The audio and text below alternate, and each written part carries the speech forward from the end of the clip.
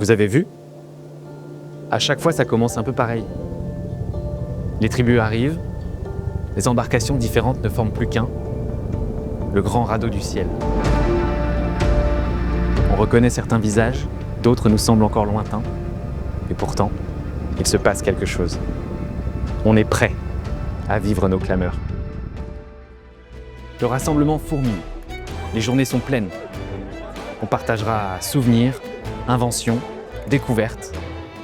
On croisera des regards inattendus, des mots qui inspirent. On s'écoutera, on apprendra, comme de vrais ambassadeurs de nos clameurs. Il faudra aussi descendre du radeau, un moment, pour explorer la grande forêt. Une occasion de la découvrir, avec ses richesses, puis construire, en prenant soin de ce qui nous entoure. Apprendre à faire ensemble, à faire mieux, à faire juste. Et puis ce grand radeau, il va pas tourner tout seul, alors on mettra la main à la pâte. Écrou, voile, mécanique, se mettre au service, se rendre utile, ça fait sens.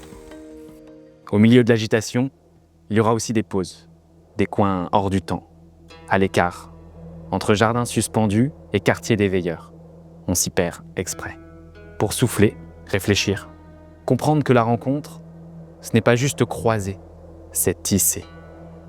Et puis parfois, une question revient, comme un murmure. Et toi, qui es-tu? Où veux-tu aller? On n'a pas toujours la réponse, mais on chemine. Et c'est déjà beaucoup. Le soir venu, autour des feux, on se retrouve.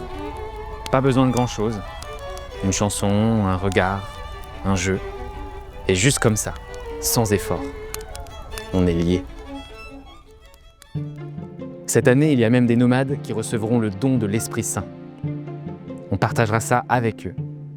Un moment où on célèbre, croit et se recentre. Et dans ce silence, on renouvellera nos promesses. Un élan pour avancer, même dans le flou.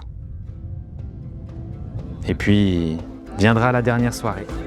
On se retrouvera, un peu changé, avec les poches pleines d'histoire et le sourire gonflé à bloc. Nos convictions auront grandi, enrichies par les autres, et nous avec. On repartira avec tous ces souvenirs gravés en nous, prêts à faire entendre nos clameurs.